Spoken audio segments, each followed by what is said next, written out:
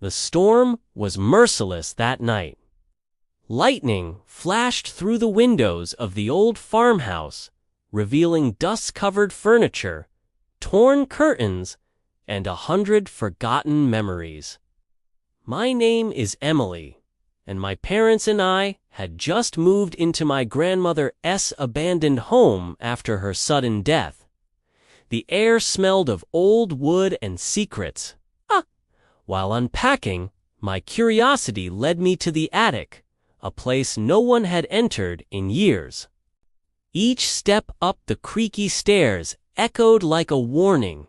When I pushed open the attic door, a rush of cold air greeted me. Inside were boxes, faded photographs, and one small wooden chest. On the lid, written in almost invisible letters, was a name, Clara. I hesitated, then slowly lifted the lid. Inside was a porcelain doll. Its hair was the color of dried blood. Its glass eyes were oddly lifelike.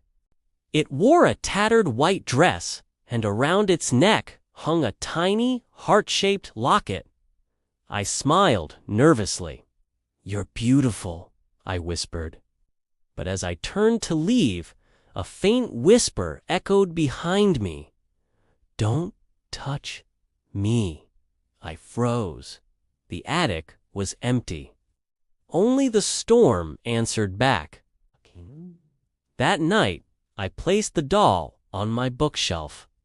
My parents were busy downstairs, arguing about money and the repairs the old house desperately needed. When the clock struck midnight, I woke to a soft click sound.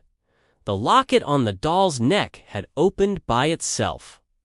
Inside was a faded photo of a little girl and a name written below it, Clara Mayfield, 1932. Then came the whisper again, closer this time. "You found me. Now you're mine." My heart pounded. I threw the locket shut and pulled the blanket over my head, trying to convince myself it was just a dream. But the next morning, I found the doll sitting on my pillow, staring straight at me. At breakfast, I decided to ask my mother, "Mom, did Grandma have a doll named Clara?"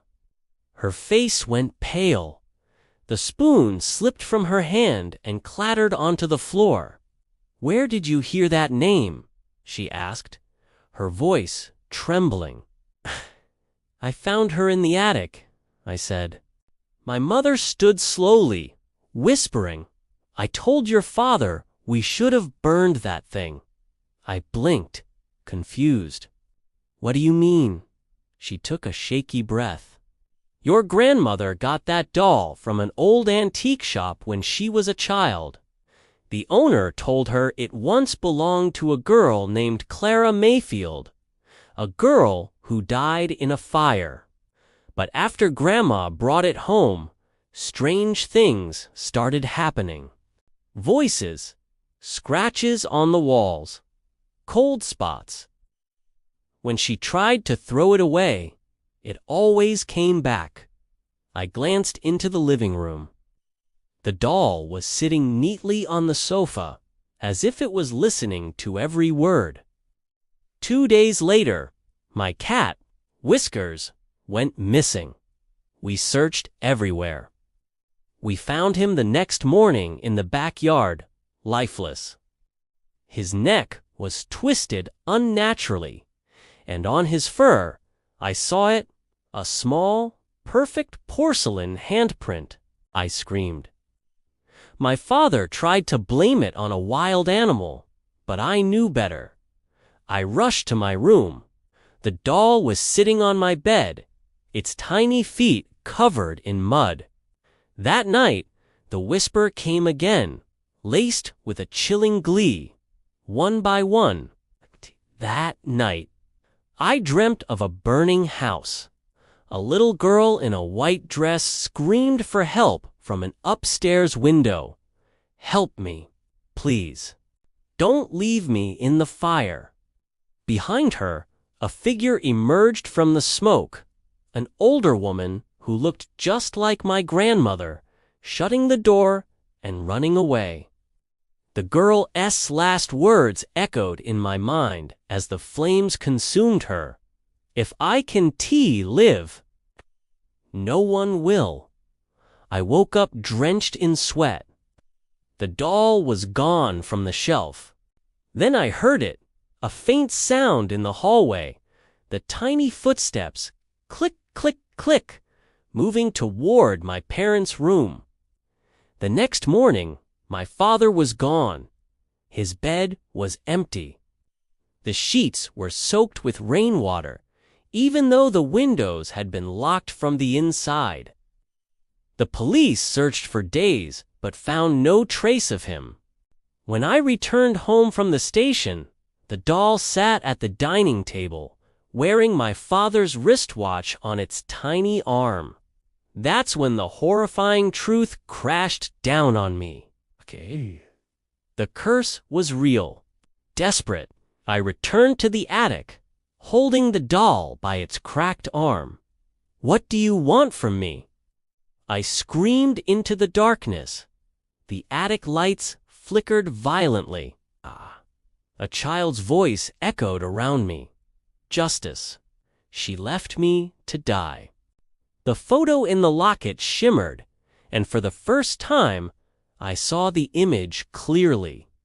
The woman standing behind the little girl in the burning house was unjust like my grandmother. It was her.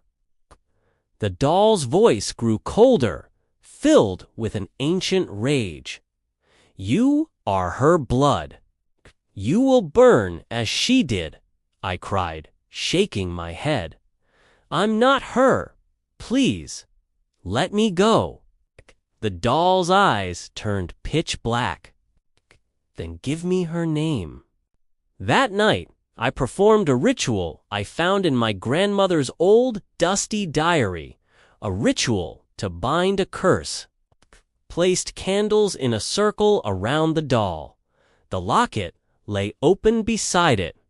As I chanted the ancient words, the air grew heavy and cold. Wind howled through the windows, even though they were shut tight. The fire from the candles turned an unnatural electric blue. "Spirit of Clara Mayfield, I bind you to rest suddenly." The doll screamed, an inhuman, piercing sound that shook the very foundation of the room. Its porcelain skin cracked open, revealing a burning red light from within.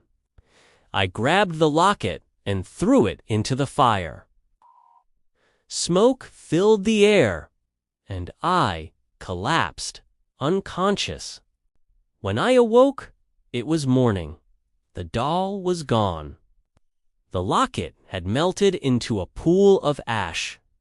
For weeks, the house was silent again. There were no whispers, no cold air, no phantom footsteps in the hall. My mother and I, though broken, tried to move on. We thought we were free, but peace never lasts long with curses. Months later, we sold the farmhouse. A young couple moved in with their little daughter, Lily. As they unpacked, Lily ran into the garden to play.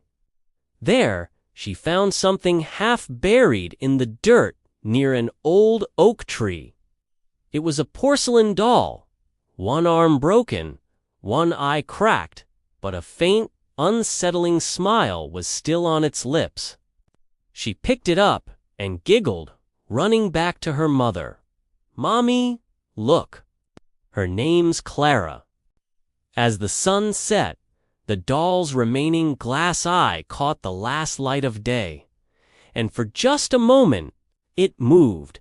Some curses never die. They just wait for another innocent hand to pick them up. Thanks for watching.